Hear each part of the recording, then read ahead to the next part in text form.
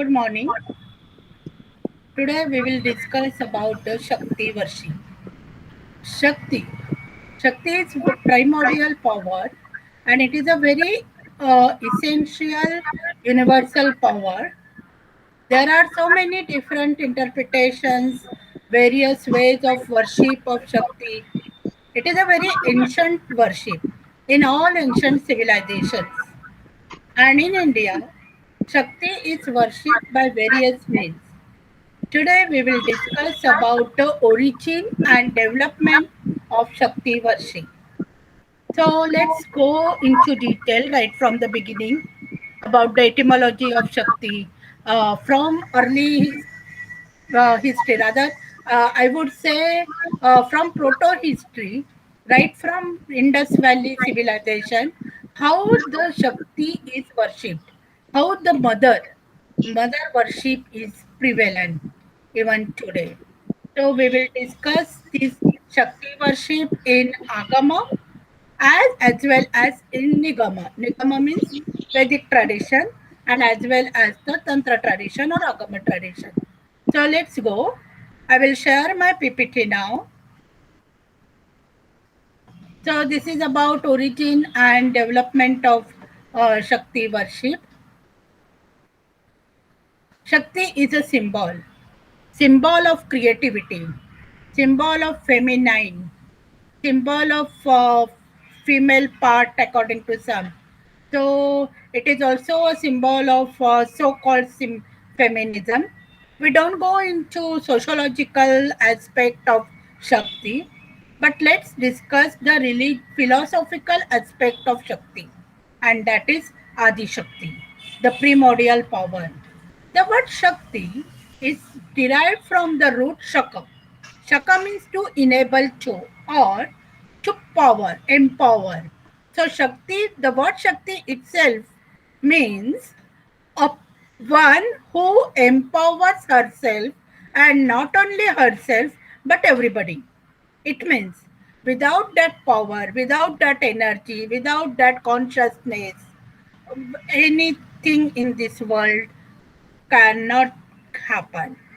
So the entire universe, Chara Achara, the living being and non-living being.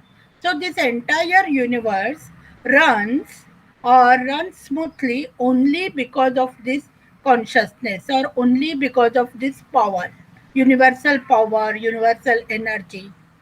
So Shakti, who is in herself pure blissful consciousness, Chit Rupini. Rupini is a form, one who has Chit. Chit means consciousness. Is also the mother of nature and is nature itself born of the creativity play of her thought. So this is a very interesting.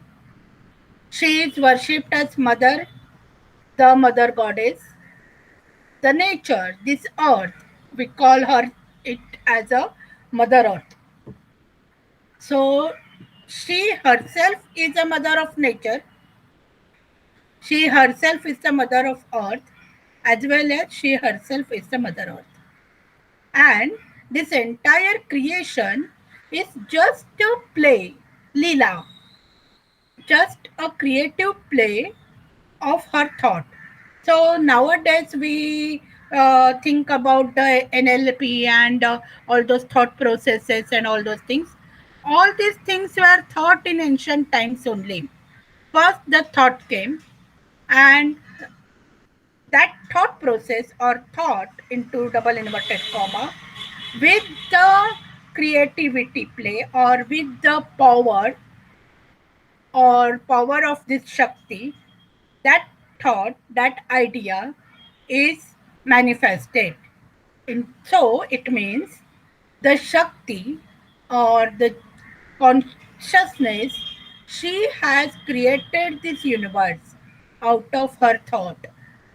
So basically, this as this universe is created in a long, long ago in the hoary past, right from the beginning of the creation of this universe, the Shakti is worshipped in various aspects, but basically in aspect of as a mother. So, worship of Shakti is in some of its essential features one of the oldest and most widespread religions in the world. In all ancient civilizations, whether it is Egyptian, Babylonian, Mesopotamian, Assyrian, Greek, Roman, Indian, Chinese, in all ancient civilizations, Shakti is worshipped. In all tribes all over across the world, the Shakti is worshipped. So, Shakti is the very common principle which is worshipped across the globe right from the beginning. So, why this Shakti is worshipped? What is the main aspect or main function of this Shakti? That is creation.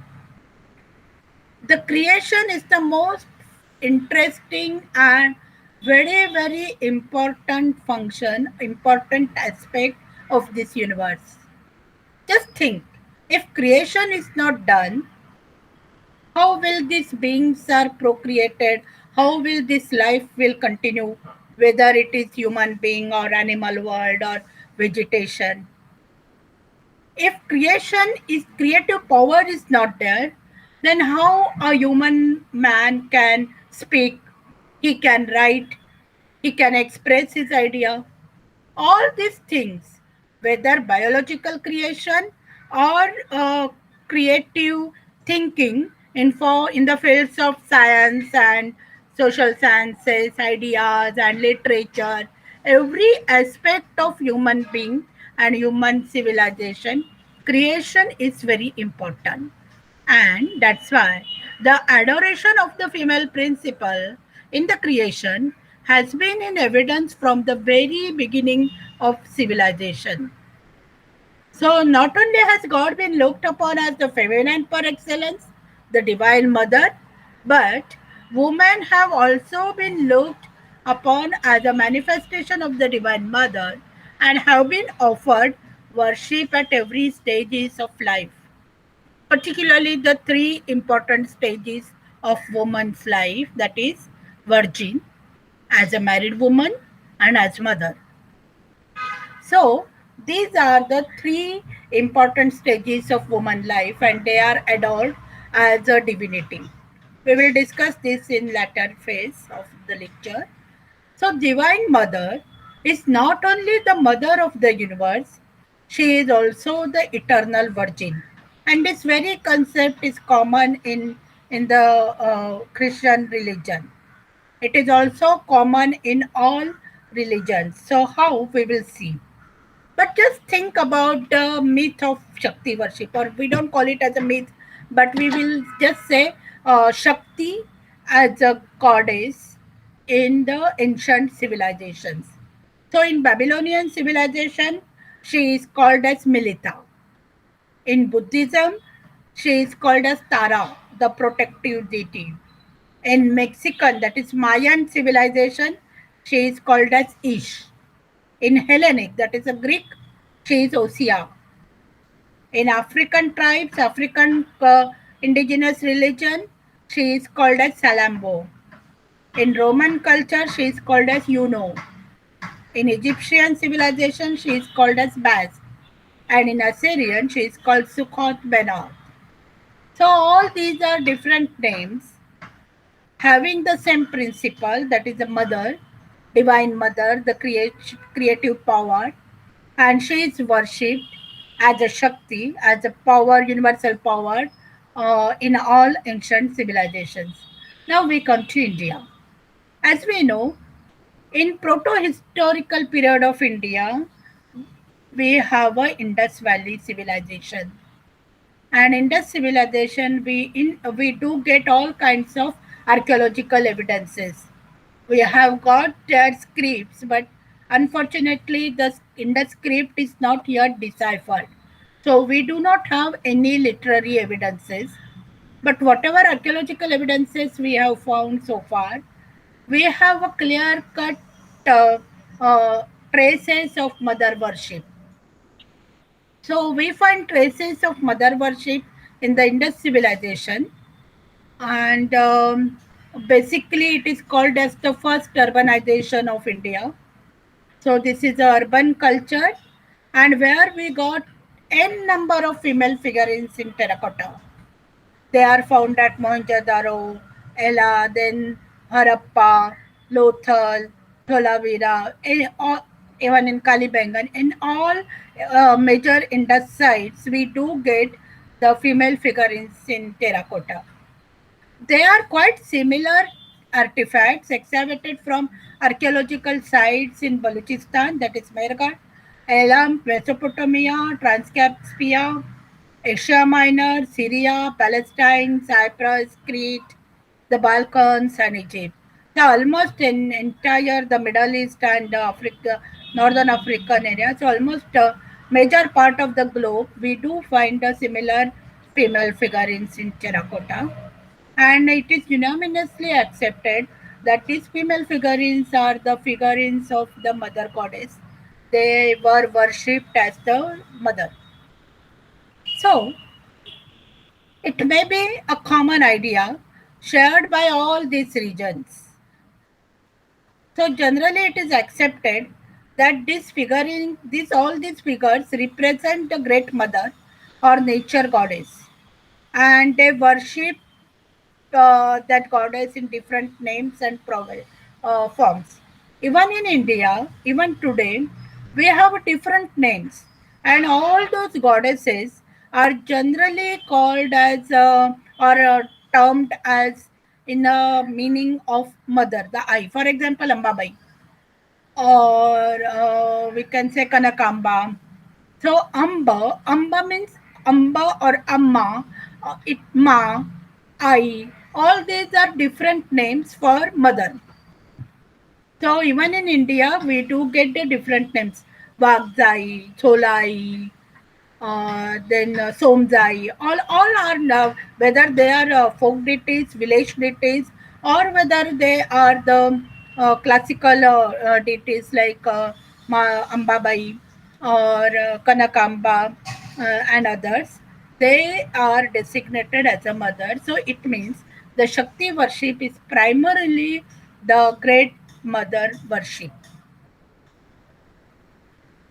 When we come to the next important civilizations during proto-history, that is the Vedic civilization, we do get in Vedas the different names of gods, particularly Indra, Varun, Agni, Soma, Surya, Sabita, etc., etc. But at the same time, we do get many goddesses. For example, Shri, Prithvi, Ratri, Ushas, Aditi, all these are different goddesses, and these goddesses are basically the mother goddesses. So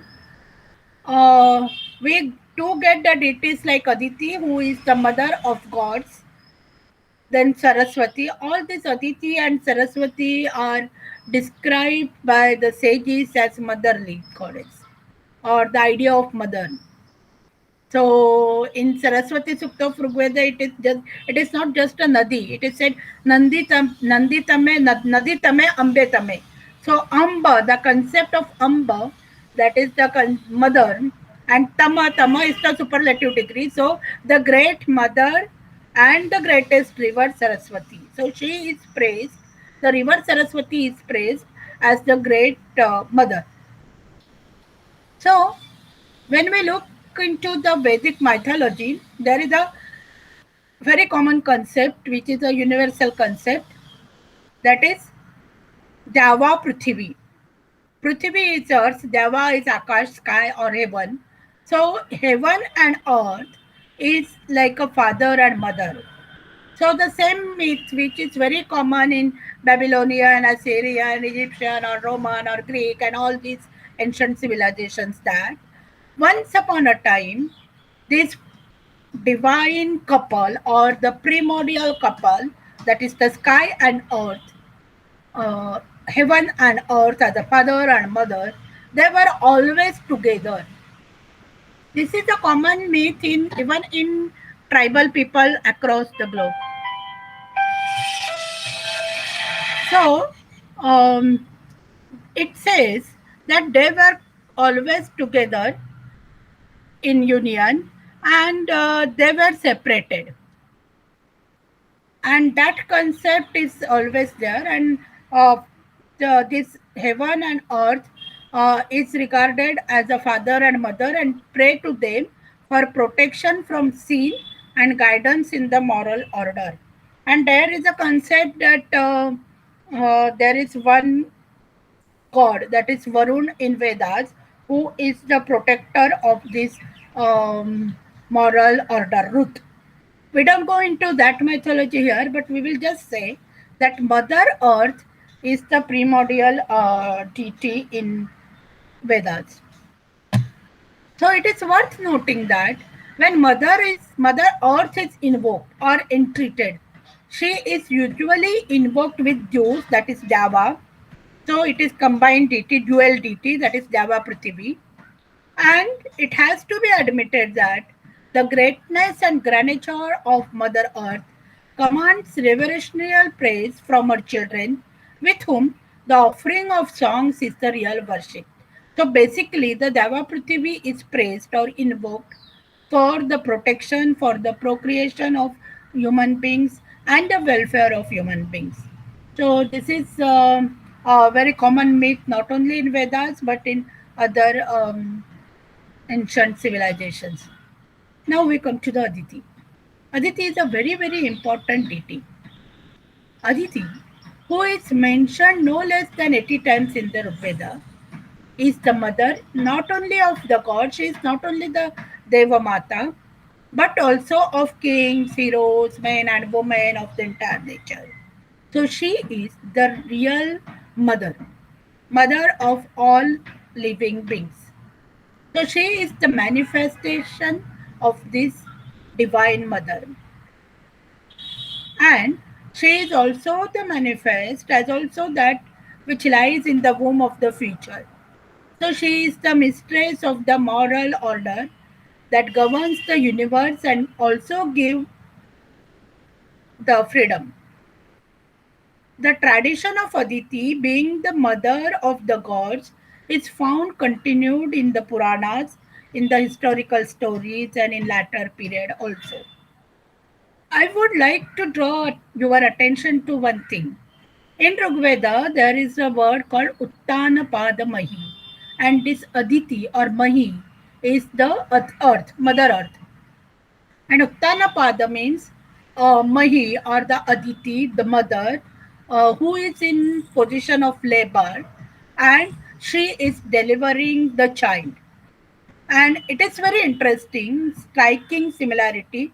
That same kind of picture is depicted in one of the seals found at Indus Valley civilization.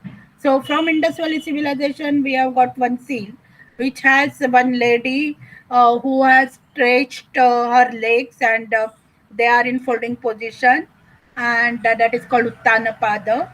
And from her vagina the one tree is springing up, so she is delivering a tree. So it looks like the scene of the giving the birth of a child. The same thing is referred to in Vedas as the Uttanapada Mahi. So Aditi or that Mahi means Mother Earth, or that particular seal in Indus Valley civilization. All these things, they tell us about the power of creation, and they are worshipped as a goddess, as well as there are certain kind of fertility rituals and fertility goddesses. Okay, so we move to the most important sukta in Rigveda, that is Shri Sukta. The word Shriyena Shobhate, what does the word Shri means? We call it just as a Lakshmi. Actually, the word Shri has a different meanings.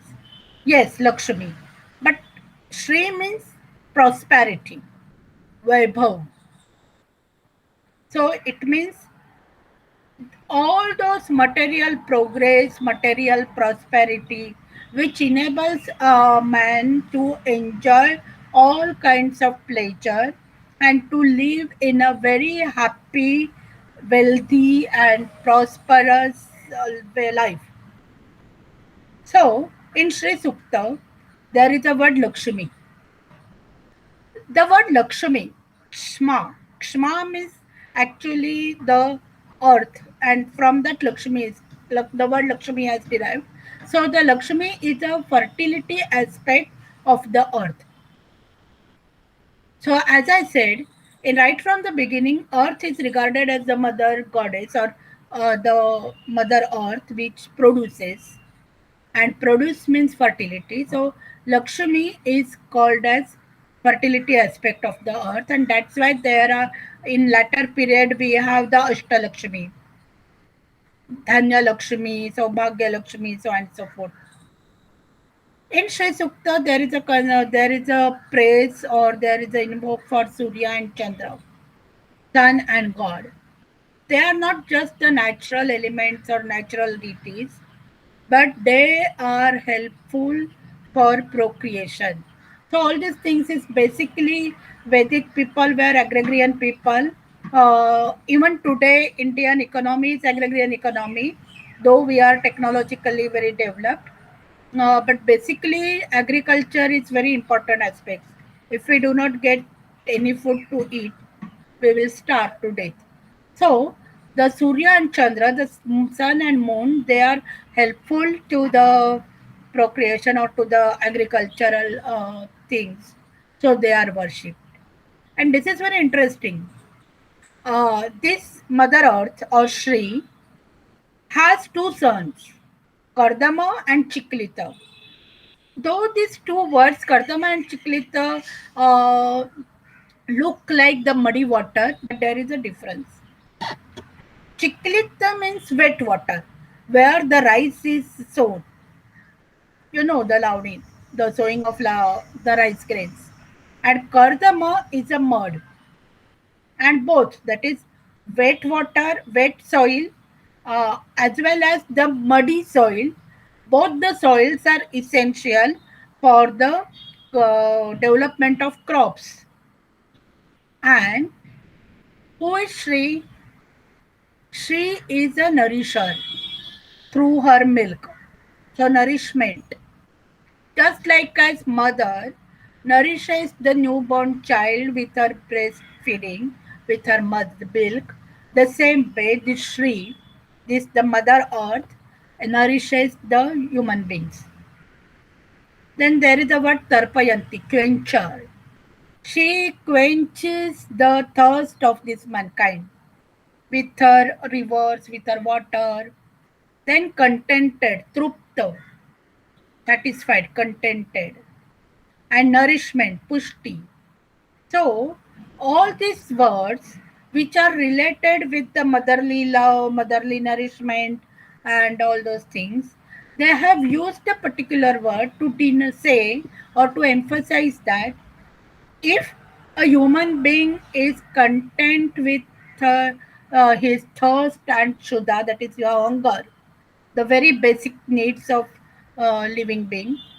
So if their thirst and hunger are satisfied, so in agrarian economy, if you have a good harvest and you have enough to eat and drink, your hunger and thirst are satisfied, contented, then whatever excess you have, you just trade with them. So from agrarian economy, the trading economy or mercantile economy begins. So these are different aspects of production, and there is a change in production, and all those things are economic aspect, which we do not go in detail about the economic aspects, but all these economic aspects are also taken into consideration in this Sri Sukta, because they want to say how the Mother Earth nourishes the human being with their production.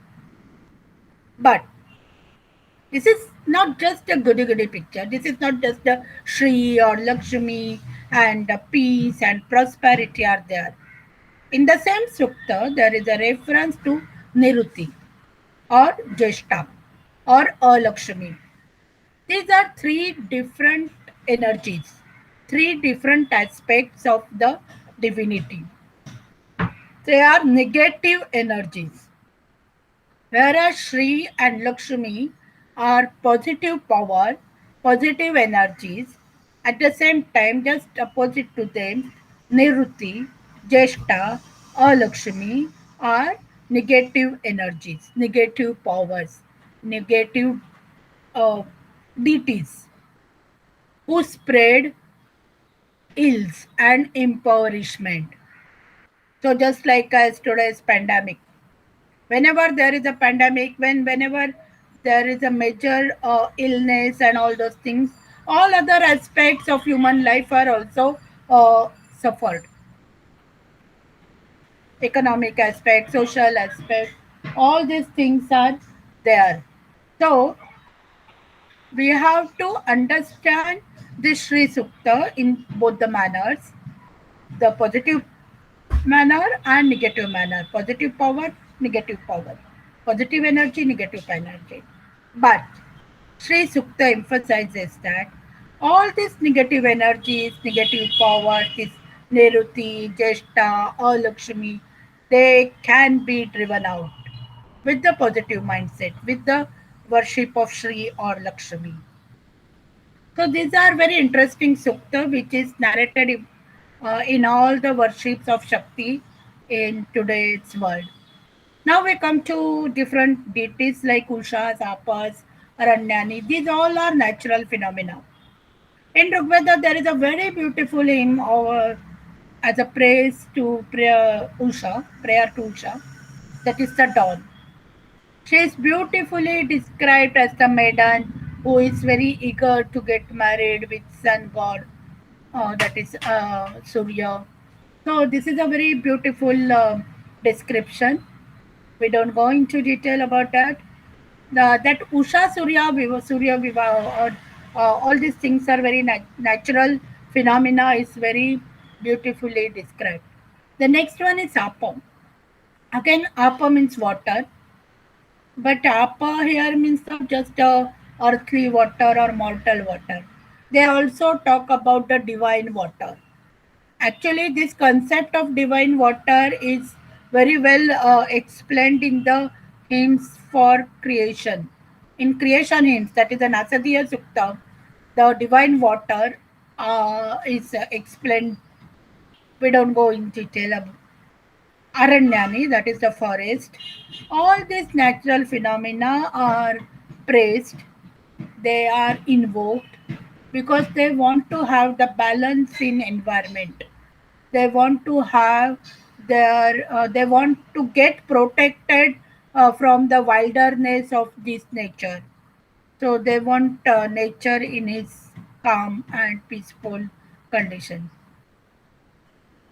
Another important Shakti in nature is Ratri, that is the night. So, in another Vedic hymn, the Rishi Kushika uh, invokes night as a mother. So, this is also a very interesting hymn, interesting myth, sorry. In all ancient civilizations,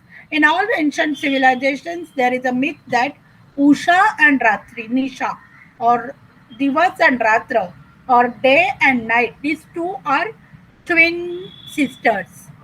And uh, many stories are woven for them.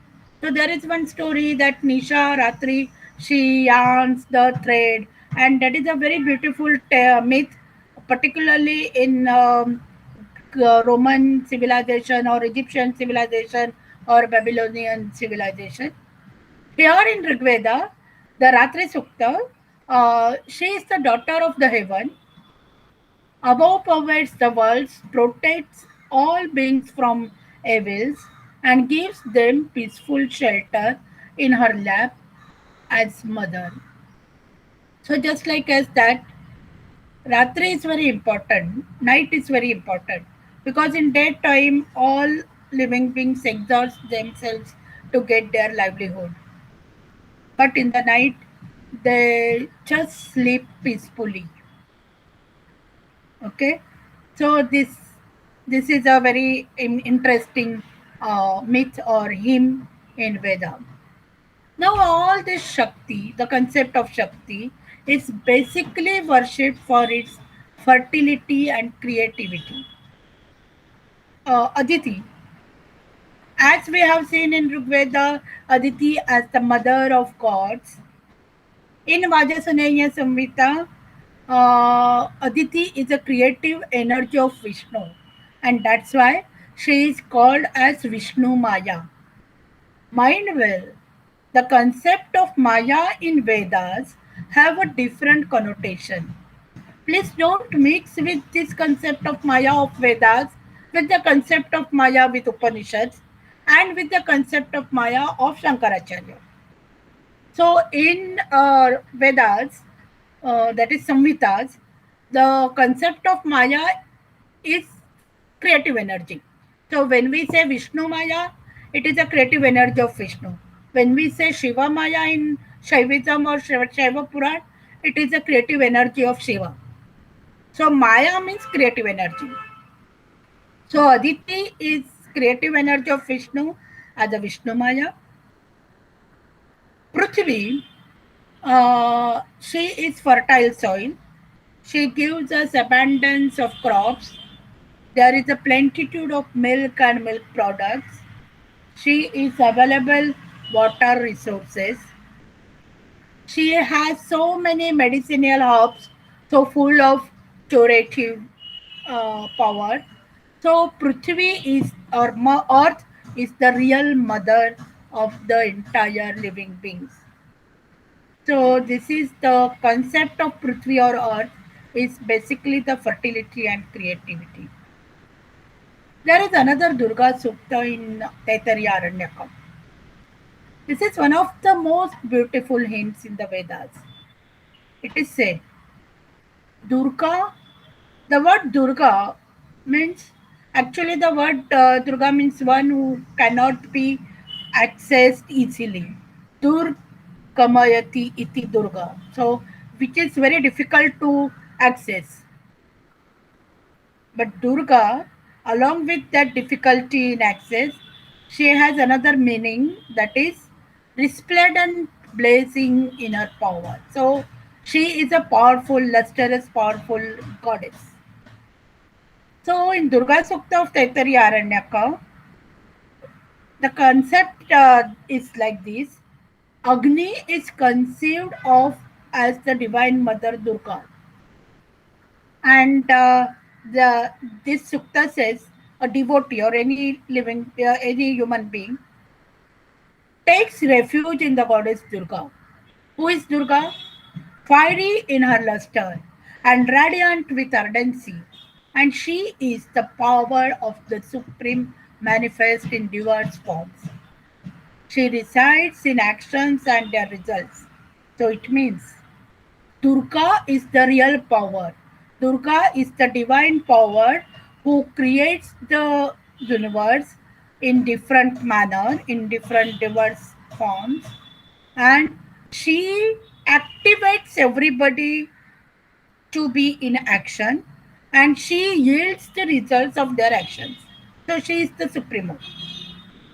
So the poet praises her, O thou skilled in deliverances, you steer us expertly across difficulties.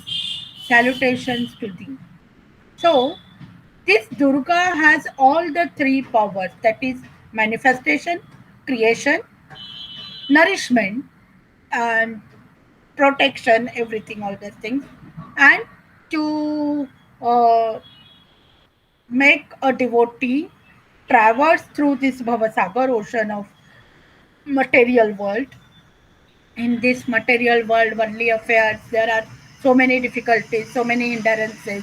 But with the power of Durga, one can cross this material world, and in the end, that he or she can achieve the grace of that Durga. And salutations to thee, we salute you. So this Durga Sukta actually is, in nutshell, explains everything about Shakti worship. How Shakti is the supremo, how Shakti is the supreme manifestation. She is the protector, she is the nourisher, everything like a mother. And she she makes us to cross over this material world, so and so forth. So she is just like as a divine mother or mother who gives birth, who protects, who nourishes her child, who helps her child to cross over all the difficulties. So this Durga Sukta of Taittiriya Aranyaka is a very important source for understanding the Shakti. So there is another Sukta which is in Vedas, which is called as the Devi Sukta. Devi Sukta is again it has a different aspects. In Durga Sukta, we have seen the Divine Mother, right? Whereas in Devi Sukta, the entire hymn is an ascetic outpouring of the realization of Brahman by Vak, Vak with Ambruni. So Vak is the daughter of the sage Ambruna. And this concept of Vak is a very important philosophical concept in Shaktism, which is in Agama tradition. We will do later about the Agama tradition, that is about the Tantra or Shakta cult, Shaktagamas. But in Vedas also, in Nigamas also, Vak is a very important aspect, and that aspect is explained in Devi Sukta in Vedas. So, um, realizing her all pervasive identity, she exclaims, "It is I, that is power or Vak, who is identical with Brahman, who move in the form of Rudras, Vasus, Adityas, and all other gods." So it means that divine power, that Devi, that goddesses, that energy, that she is instrumental for all the actions, movements of all the gods, whether they are Rudras or Vasus or Adityas or Vishnu, whoever it is. So this is the main concept of entire philosophy, um, which is developed in Upanishads and in later period in 6 schools of Indian philosophy. So I, that is the divine power, Devi, I am the sovereign power over all the worlds. I am the bestower of all wealth. I am cognizant of the supreme pain, and the first among those to whom sacrificial homage is to be offered. The gods in all places worships me. So she knows the supreme being, or she is cognizant of supreme being. She is the sovereign power. She is bestower of all the wealth, peace, prosperity, all the material well-being, as well as she is in diverse forms and she permeates everything. I give birth to the infinite expanse overspreading the earth. My birthplace is in waters deep in the sea. So again, this is very similar to the creation myth in Nasadiya Sukta, the same concept that creative power is in the deep sea or in the water that is called as divine water. Uh, Therefrom do I permit variously all the words and touch the heaven above with my body. It is I who blow like the wind, creating all the words. I transcend the heaven above, I transcend the earth below. This is the greatness I have attained. So, in this Devi Sukta, the Devi is a divine power, the supreme power, and how she is omnipotent, omniscient, omnipresent. All this, she is an active agent of this entire universe. She is the creator of the universe. She is the protector of the universe. All these things are very well explained. And just like as Durga Sukta, Devi Sukta is also a very important source material to understand the origin and development of Devi worship or Shakti worship. So in Kena Upanishad, we do get the different name. whether it is Samhita, whether it is Aranyaka, or whether it is Upanishads, that the divine power, Shakti, is named in different ways. The mother goddess is called as Uma Haimavati in Ken Upanishad, that is the power of Brahman. The same Uma Haimavati we find in Puranas as the Uma, or the consort of Shiva, or Parvati, and in Shakti Agamas, Uma is again a divine power Shakti. We will do in later period of that. Uma Haimavati, the power of Brahman. Having defeated, now in Upanishad there are many stories.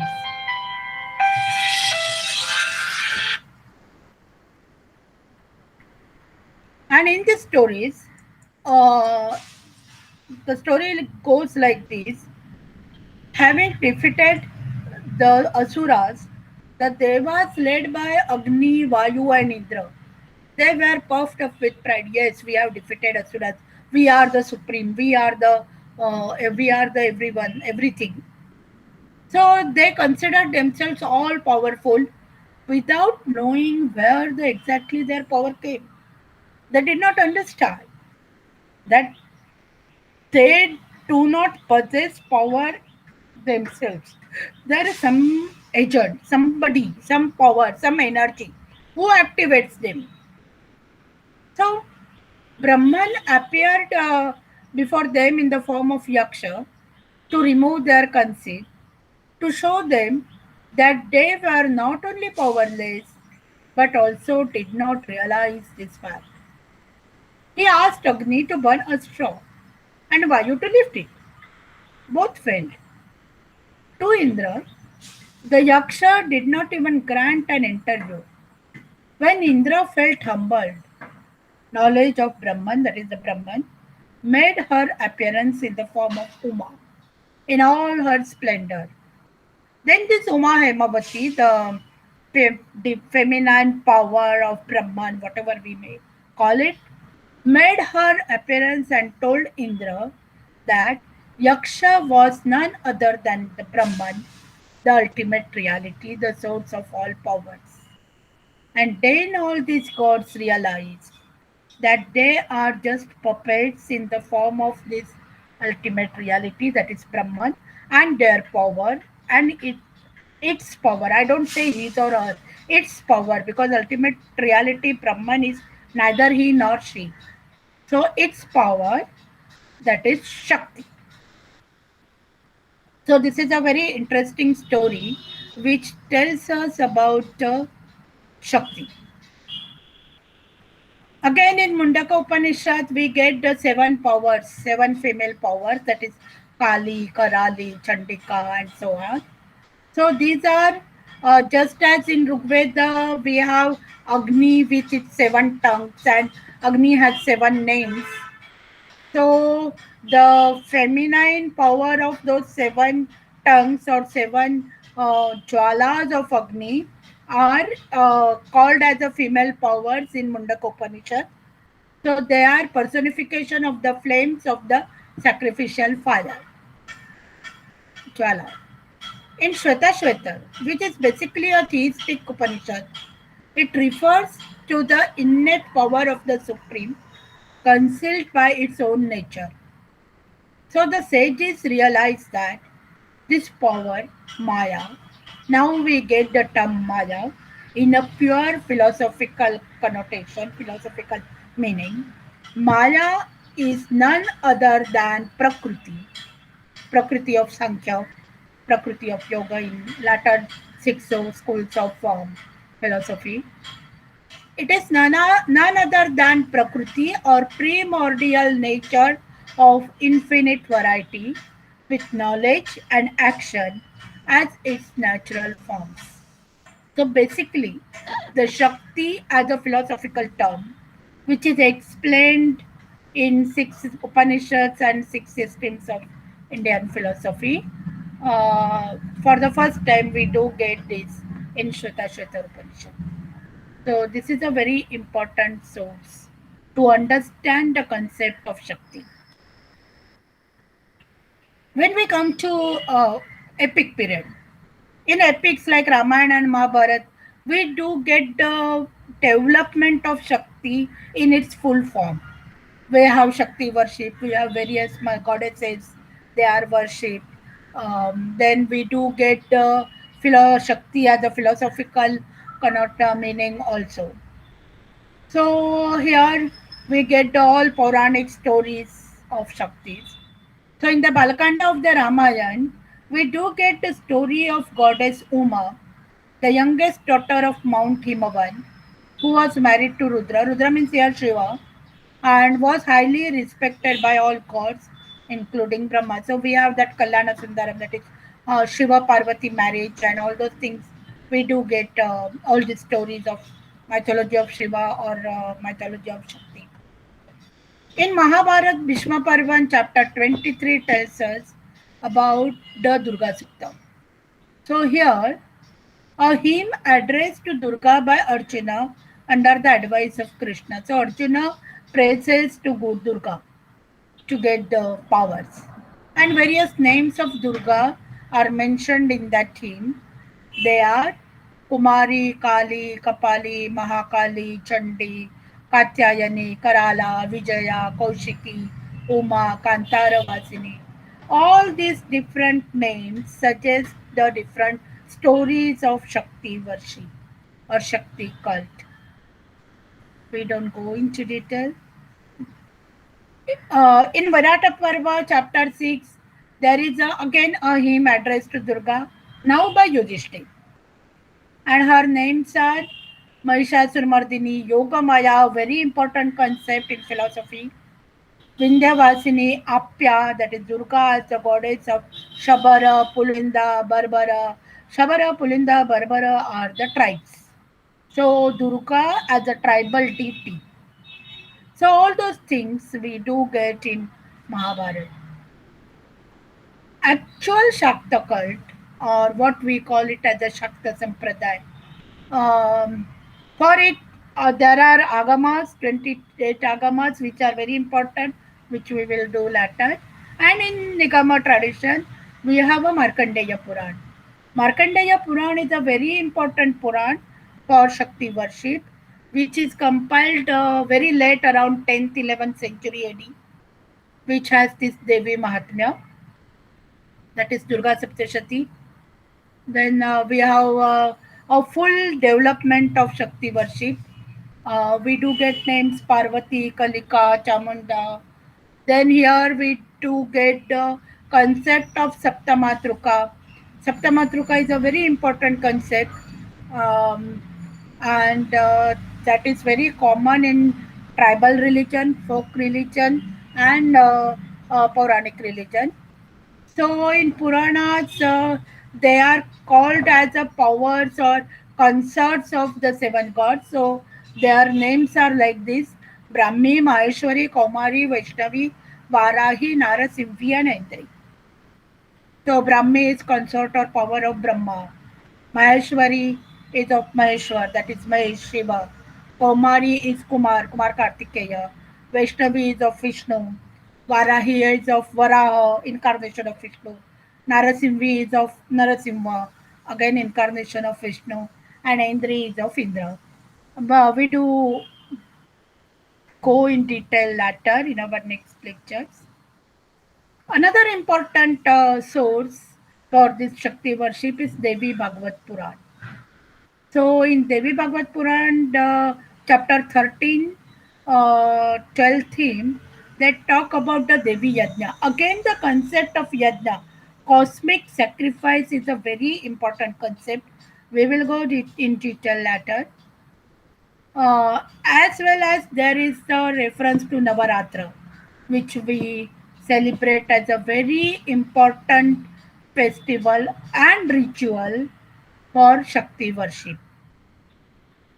We will go in detail about that Navratra later on. Thus, there are many literary sources which tell us about this Shakti worship.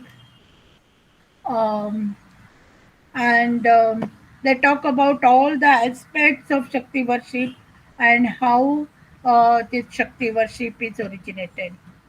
So basically, this Shakti worship is the mother worship of mother, and in old days, in all ancient civilizations, that mother is Mother Earth or Mother of Nature. So mighty Mother of Nature, that is Adya Shakti, Kali, Ida, Tripura Sundari. All these are latter as the developed forms of the original Shakti, which is original Mother Earth. So, when we say Shakta scriptures or Shakta literature, we have Agama tradition and Nigama tradition. So far, we have seen Nigama tradition, that is Vedic sources, epic sources, and Puranic sources. So, in Nigama tradition, that is the Trayi, that is three Vedas, Rigveda, Yajurveda, and Samaveda. Atharva Veda is a latter addition. So in earlier days, it was not included, or it is only three Vedas were important. But when Atharva Veda was compiled, again Atharva Veda also became a very important source material for Nigama. And in Atharva Veda Uttarakanda, there is a full-fledged uh, source references to the Shakti worship. And Sayana, the latter commentator, has written his commentary on that, that is Saubhagya commentary. Then, along with these Vedic literary sources, that is Samhita, Aranyaka, and Upanishads, and epics like Ramayana, Mahabharata, and Puranas like Shakta Puranas, particularly Markandeya Purana and Devi Bhagavad, these entire comprise of the Nigama tradition. In Agama tradition, we have Yamala Granthas, we have Tantra Granthas. So the word Tantra is derived from the root Tana. Tana means Tanyate Vistarayate Janmam Anena iti Tantram. Actually, the word Tantra means technique, which enables you to expand your energy, expand your power, you expand your consciousness. So this is a very important concept, and we do get the entire tantra literature. It is defined as the shastra by which knowledge is spread. So tantra literature is also a very important part or important source material for the understanding of the Shakti worship. Thank you so much. Today in first lecture, I will stop here, and in next 1 hour lecture, we will discuss the Tantra literature, and in later we will discuss the philosophy of this entire Shakta worship. Thank you so much.